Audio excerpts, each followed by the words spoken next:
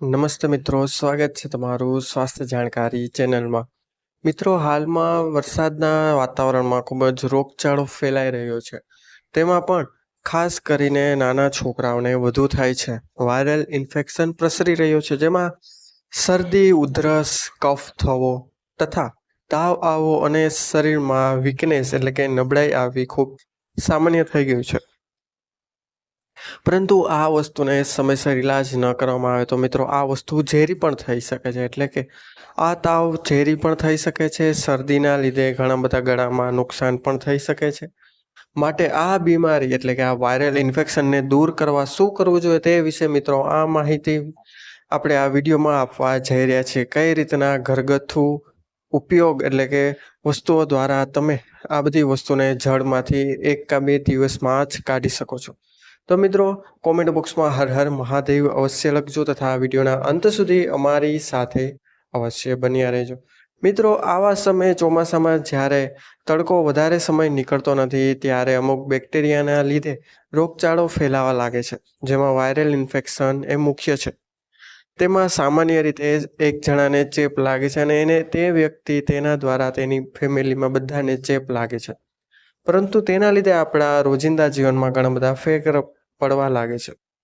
કામ કરવાનું મન નથી થતું, આળસ આવવા લાગે છે તથા શરદીના લીધે આખો દિવસ માથું ચડેલું રહે છે, જેથી મૂડ પણ સારો રહેતો નથી.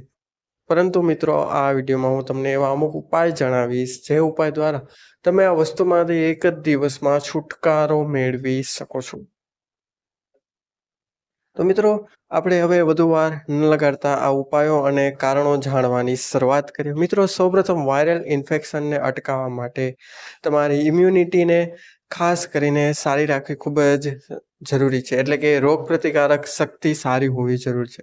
તેના માટે મિત્રો, જ્યારે પણ તમારી આજુબાજુ આવા લોકો બીમાર પડી રહ્યા છે ઇન્ફેક્શનના લીધે, ત્યારે તમારે રાત્રે સૂવા ટાઈમે એકવાર કાવો અવશ્ય પીવાનો છે. આ કાવો મિત્રો તમે ઘરે પણ બનાવી શકો છો અને બહારથી પણ લઈ શકો છો.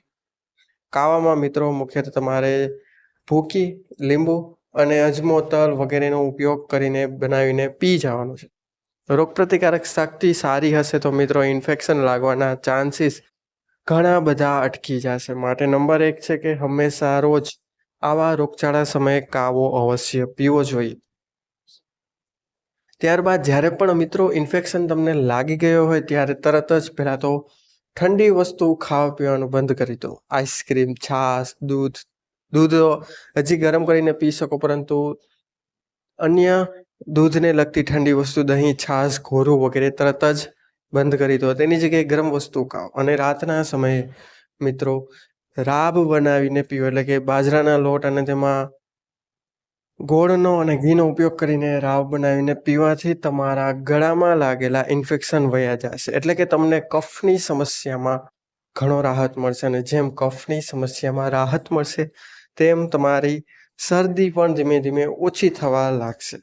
મિત્રો, જો તમારે મૂંઢ શરદી થઈ હોય એટલે કે નાક જામી જતું હોય, તમને શ્વાસ લેવામાં તકલીફ થતી હોય તથા નાક બંધ થઈ જતું હોય, તો તમે મિત્રો બેસ્ટ ઉપાય છે કે તમે નાહ લેવાનું શરૂ કરો. એટલે કે ગરમ પાણીની વરાળ નાકમાં જાય તે રીતની પ્રવૃત્તિ કરો. તેનાથી મિત્રો નાકમાં ઘણો બધો ફેર પડી જશે અને તરત જ તમને સારું ફીલ થશે.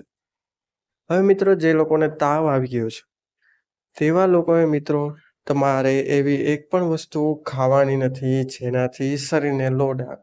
ભારે વસ્તુ ખાવાનું મૂકી દો. દાળ, ભાત, ખીચડી વગેરેનું સેવન કરો. અને જ્યારે પણ મિત્રો તાવ આવે ત્યારે બહુ ઠંડા પાણીની વસ્તુનો ઉપયોગ કરશો નહીં. તે પછી ખાવા પીવાની હોય કે નહાવામાં હોય. અને મિત્રો વધારે પડતો આરામ પણ કરશો નહીં, નકર તમને આળસ પણ આવી શકે છે. આમ કરવાથી મિત્રો તાવની સમસ્યામાં તમને ઘણી બધી રાહત મળશે અને તાવ વધશે નહીં, પરંતુ છે તેનાથી ધીમે ધીમે ઘટવા લાગશે. મિત્રો, કફની સમસ્યા હોય અને ઉધરસ આવતી હોય તેવા લોકોને આદુનો ચા અથવા કાચું આદુ ચૂસવાની હું સલાહ આપું છું. તેના દ્વારા મિત્રો તમને ગળામાં ઘણી બધી રાહત મળી શકે છે. અને આદુ દ્વારા કફ ઓગળી પણ જાય છે, જેનાથી તમારું ગળું એકદમ ચોખ્ખું થવા લાગે છે.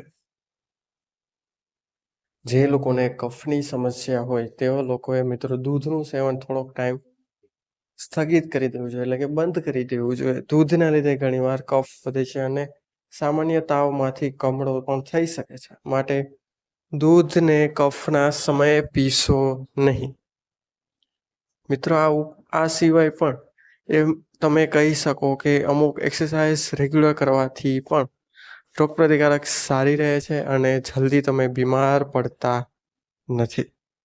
તો મિત્રો આ બધા ઉપાય દ્વારા તમે તમારી આ ઇન્ફેક્શનને અટકાવતા આગળ જતા રોકી શકો છો અને તમે 1-2 દિવસમાં તેને મટાડી શકો છો.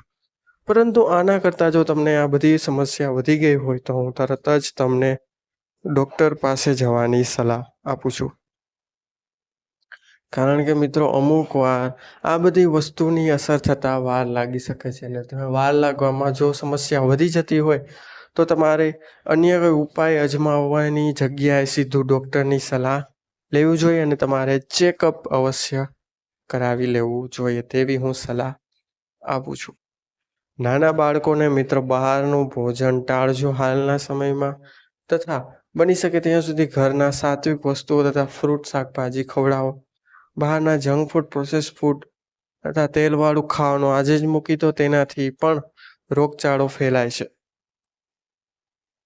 આ ઉપરાંત મિત્રો શાકભાજીમાં પણ જ્યારે તમે બહારથી ફ્રૂટ અથવા શાકભાજી લઈને આવો ત્યારે તેને પાણીથી બરાબર સાફ કર્યા બાદ જ ઉપયોગમાં લેવું, અન્યથા તેમાં પણ રહેલા બેક્ટેરિયા તથા એવી કીટનાશક દવાના લીધે તમને બીમારીઓ થઈ શકે છે તથા એટલે કે પેટમાં ઝેરી ગેસ પણ બની શકે છે, ફૂડ પોઈઝનિંગ જેને કહેવામાં આવે છે. તો તે ખાસ ધ્યાન રાખો. તો મિત્રો આથી માહિતી કે કઈ રીતના અમુક ઉપાય દ્વારા, અમુક સાવચેતી દ્વારા તમે આ ઇન્ફેક્શનથી બચી શકો છો, તથા જો તમને ઇન્ફેક્શન લાગી ગયો અને તેની શરૂઆત થઈ ગઈ તો તમે 1 અથવા 2 દીમાં તેને મટાડી પણ શકો છો. તો મિત્રો આ વિડીયો તમારા મિત્રજનો, પરિવારજનોમાં અવશ્ય શેર કરો જેથી તેઓ પણ આ રોગચાળાને ફેલાતા બચાવી શકે અને જો તેના ઘરમાં કોઈ આ રીતના બીમાર પડ્યું હોય તો તેઓ પણ તરત જ આ ઉપાય દ્વારા સાજા અને સ્વસ્થ થઈ શકે. તો મિત્રો જો વિડીયો પસંદ આવ્યો હોય તો વિડીયોને લાઈક કરો. ચેનલને હજી સુધી સબસ્ક્રાઇબ નથી કરી તો ચેનલને સબસ્ક્રાઇબ કરવાનું ભૂલશો નહીં, તથા બાજુમાં આપેલા બેલ આઇકન બટનને અવશ્ય દબાવો જેથી અમારા નવા વિડીયોનું નોટિફિકેશન સૌથી પહેલાં તમને મળી રહે. તો મળીશું મિત્રો હવે નવા વિડીયો સાથે, નવી જાણકારી સાથે, નવી માહિતી સાથે. ત્યાં સુધી બધાને મારા હર હર મહાદેવ. જય શ્રી રાધે કૃષ્ણ, જય માં ભૂત ભવાની. ખૂબ ખૂબ ધન્યવાદ, બધાનો ખૂબ આભાર.